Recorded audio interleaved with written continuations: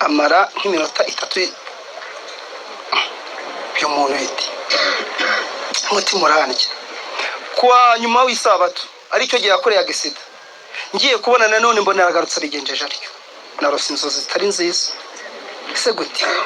Ati narose inzoka inyirukankana kandi yandumye. Imana ni nziza, niyo kamere yayo. Ngewe mumpaye akanya mutari bujye kure, ubuhamya abandi batatanze nabutanga bwose, kuko mfite byinshi ibyo kuvuga kuri Eliel. Twatangiranye turi abana batoya, abavandimwe barabizi, bo bakundaga kunyitaga umwana na se barangana. Twabyirutse dusa, aho mbetse ku buryo hari na bamwe baje gutabara bazi ko ari iki. Twabaye i Kigali, nageze i Kigali 2009, mu mezi nk'atanu Eliel aza nsanga i Kigali. 2010 Eliel amaze gushaka ahita aza, ntiyongere kugaruka i Kigali. Ntabwo niriwe sinigeze sinababaye, kuko Eliel yaje kunsezeraho. Twari tumaranye umwaka n'igice, by'umwihariko nabanaga na Kazungu kubera akazi twakoraga. Kazungu twari mu gipangu kimwe, ashaka tubona inzu yindi dufata icyumba kimwe n'undi ko turi mu gipangu kimwe. None Eliel aje abanza kuba Norvege, arangije arambwira ati kwibana ndumva bitandimo, ku buryo yanambwiraga ati iyo ndi ngenyine mba numva mfite ikintu cy'ubwoba. Aza nkuje aje gushaka inzu, nkuko twavuga uje gucumbika. Birangira dukomezanyije imyaka umwaka n'igice. Mu buzima bwa buri munsi twajyaga tuganira, twaganiraga ibyerekeranye n'umurimo w'Imana. Nakora ndana umwami no papa ajya gusinzira, yasinziriye maze mu nk'amezi mu burwayi bwa muzehe, nibwo nagiye muri kora ndana umwami no. Nabaze igihe kirekire nibera i Kigali nshakisha mu bwana bwanjye, ariko ibintu byo kurimba ntibyambagamo, ariko Imana nari nyifite, ku buryo ijwi ndirimba rya tenari narikunze kubera Eliel. Mu kuvuga n'imiterere hari na terime yajyaga avuga nkashiduka ari naziganye, ku buryo madame mbwa atari kuzi ko neza Eliel yagutwaye.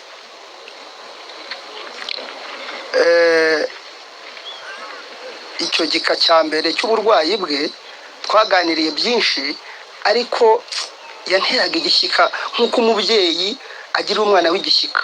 Hari igihe cyajya nkajya ngo si mukuru wanjye ahubwo ninjye umuruta. Twaganira nareme iterekantera ubwoba. Yambwira ejo bundi hari umusaza twashyinguye nawe ahangaha, avuye gukora anniversaire ise, arangije imodoka imodoka imugongera hariya mu Butansinda arapfa. Nta byumweru 2 bishize nkubwira nayo kuzi ko bura twageze amahirwe. Ati se kuvira ntuzi ko ababyeyi bacu kuba barasinziriye mbere yacu ari amahirwe? Ati oya, ndakubwira impamvu. Kuba ababyeyi barasinziriye nta mwana bashyinguye nayo ni amahirwe. Nuko haciyemo iminsi mikeya, arangije mu cyumweru cyashize nibwo yambwiye atari kunarose inzozi zitari nziza. Ese gute? Ati narose inzoka inyirukankana kandi yandumye. Ati uwo ni Satani wangerageje. Ndahugane wayakomera. Nakundaga kumuha ibyiringiro cyane, kuko naramurebaga yambwira amagambo nkagira ubwoba bwinshi, nkamutera ibyiringiro. Namubaga hafi cyane nkamutera ibyiringiro. Nkamukunda kumuha umuvandimwe nta soni isomo asomye. Ndamubwira ni Yesu ajya kujya mu ijuru, yarebye umwabaro n'ahantu agiye gusiga abigishwa be, arangije abasigira amahoro. Iryo somo nakundaga kuri mubwira cyane iyo nabonaga acitse intege y'ubuzima, kuko yaje Kigali atahakunda. Yarambwiraga ati i Kigali simpakunda. Ati n'icyanzanye Kigali cyaramemukiye. Ati nabaye nka Yona. ati nabaye nka Yona Imana imutuma Nineve akanga akagita rushisha. Ati nanjye niko byagenze. Eliya akambira amagambo nkagira ubwoba, ku buryo muri iki cyumweru gishize cyumweru mfite ubwoba nzi ko ari njye uzagira ikibazo.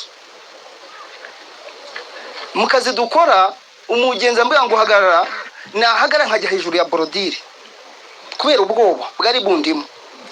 Ejo bundi kuwa mbere w'isabato ngi Kigali naragiye ngeze hano mu ireganiro, hari ahantu agakorosi gutya ari icyapa, mpura n'ikamyo iherutse kwica nanone umugabo wacu hano, ndayibara nka mukara wambwiye ati nuwihuta iriya kamyo nironge shashi murahura muri karaga korosi kaganda kagitambwe gutya kandi karagasenyi karagukurura.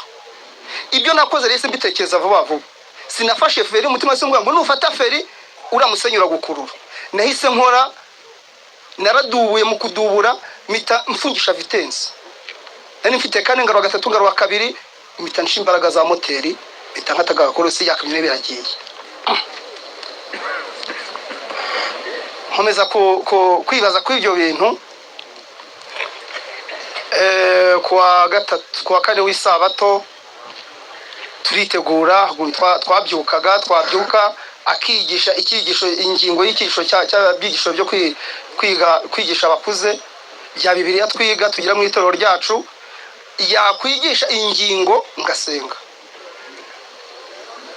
naba nigishije agasenga. Byari ibintu biteye ubwoba. Noneho twari duharaye ikintu nako si uguharara, ahubwo navuga ko yakinyigeho mpageze. Twasengeraga imiryango cyane, twasenga mu isenge mu gupfurikira isengesho, tugasabira imigisha imiryango, akereka abana buryo bari ku ishuri, bari hafi na kure, bari ku mashuri, barinde Mana. Nuko arangije kuwa kane w'isabato tumaze kwiga, we yansigaga mu rugo.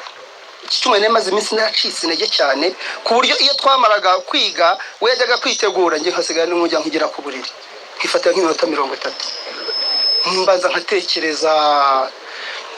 Arangije aritegura byose, agiye kugenda aragaruka, ngiye kubona mbona agarutse mu nzu arahagaze, ntiyamvugisha.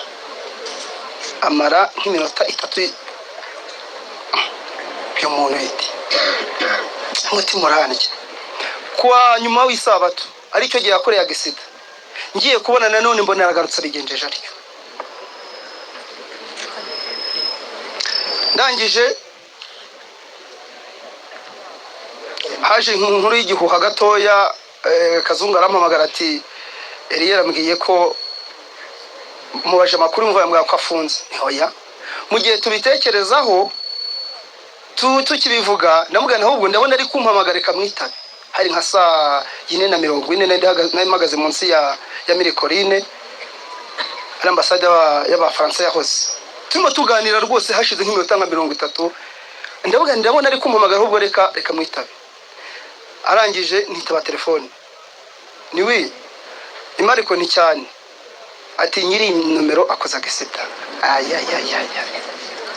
Umva rusokera nkubisi, ati kandi ati wihute kuko ararembye cyane. Nusanga bazamutse yakore 12 ntago ndi busubire uburyo akoza geseta kuko President Donner yabivuze. Peje namusanzeyo n'umumotari barashoranye nawe yarabimbwiye uko President Donner yabimbwiye uko yabivuze niko yabimbwiye. Ni ikamyo yamugonze, imugonze ngo yarihutaga cyane, yari ikamyo ihetse ama Peje nike ya Super, ko twahori n'abayobozi bayo baje kuyireba. Yaramukubise, imukubise iragenda imuhuza n'indi fuso yazaga, barapasanye, iramukubita ihita imuhereza indi yazaga, abayikubise hasi. Umusore wari yaratwaye uburebe ko moto imeze yarakubise ihtihenura. Umusore arikaraga, yakamye irahagaze, wa musore azahita agwa mu maguru ya yakamyo avamo yirukanka. EPG turavugana, anyereka uko moto ahiri, dore ibikoresho, dore inkweto, damakasike byose. Arangije arambwira ati bijyane. Ese ndabijyana gute? Ati ese tubikujyanire, ureba aho ubishyira, kuva twakoze twateye imetero ikamyo ngiyi ngiye kubona mbona kaka abakiri ka polisi kahita kaza mbona gahise gatwara umushoferi.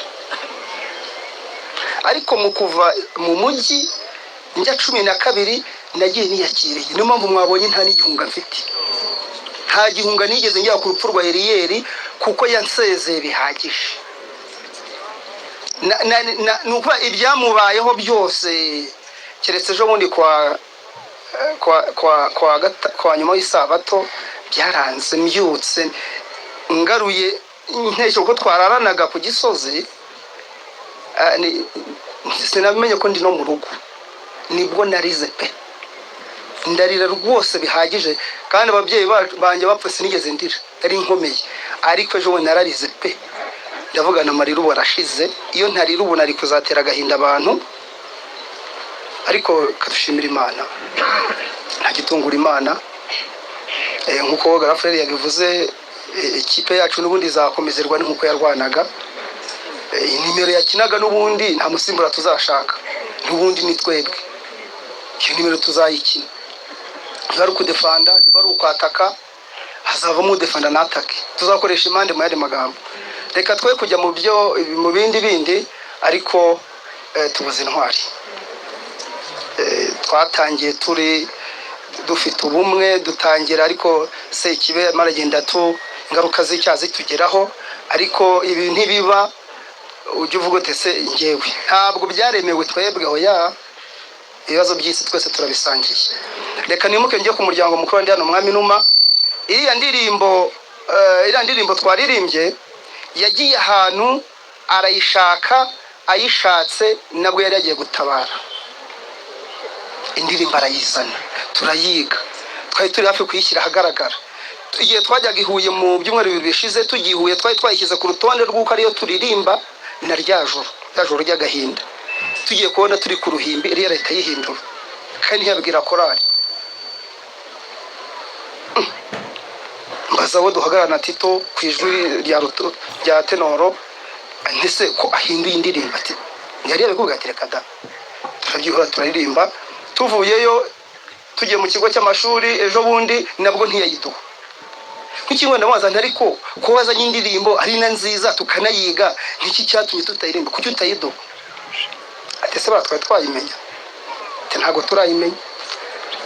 Amaze gupfa ariko navuze nti yariye. Reka rero umuryango mugari, bene data bavandimwe, Uwiteka adukomeze mu izina rya Yesu. Kureba imbaga iri hano ukibaza icyo umuntu ari cyo, urahita ubonamo ibintu byinshi. Urabonamo iki? Urabonamo ko korali irusha imbaraga umuryango. Korali irusha imbaraga umuryango. Bivuze ngo ni ikindi kintu kigarura indi mitekerereze mu bwenge, ku buryo hari icyo bikwigisha. Icyo ni kimwe.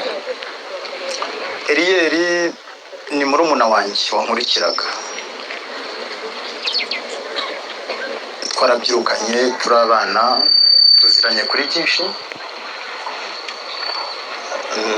Tuziranye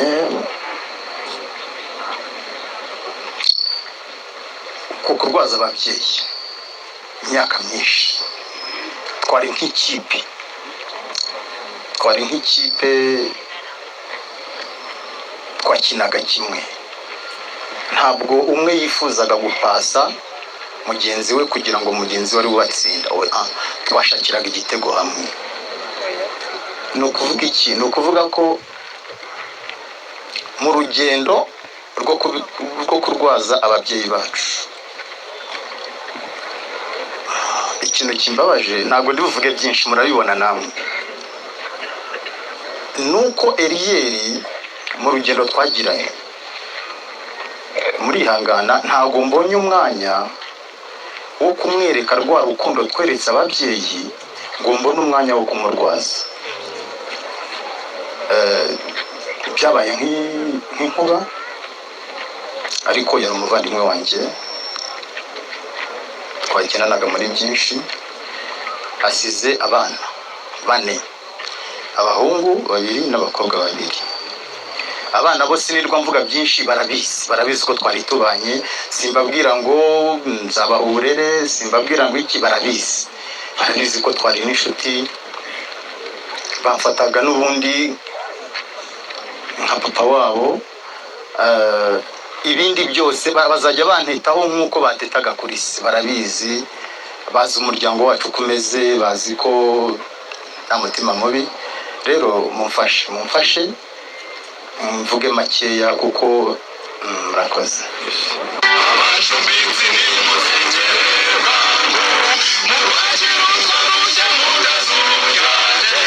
Kuko tuzahera mu